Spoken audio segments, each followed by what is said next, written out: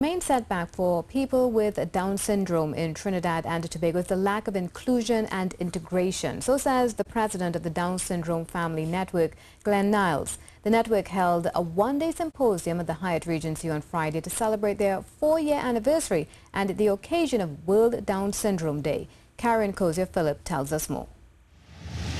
Founder of the Down Syndrome Family Network, Glen Niles, says exclusion of persons with Down syndrome begins in the home, where parents label their children as special kids and segregate them from normal activities with their siblings, the rest of the family, schools and society.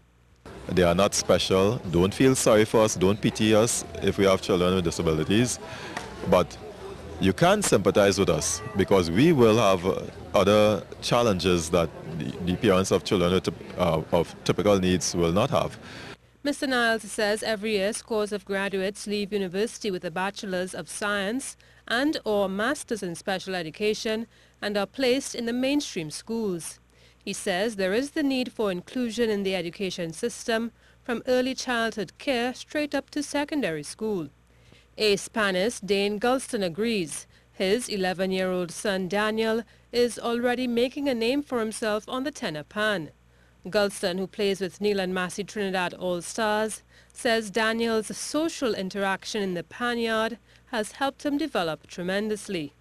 You know, I mean, I really would like to see him go to a normal school. I mean, he's already 11 years and he do things to me like normal kind of 11 years, more or less, you know. But I think we really had to try and find a way to understand and educate ourselves on these kids. Self-advocate Janet Charchuk of Canada, a motivational speaker, lists being a high school graduate and a Miss Friendship pageant queen among her achievements. She says 30 or 40 years ago, she would have been a family secret kept behind closed doors. The 32-year-old says Down syndrome is part of who she is, but she doesn't let it define her. There is a word I really don't like using, and that is the word is called disability.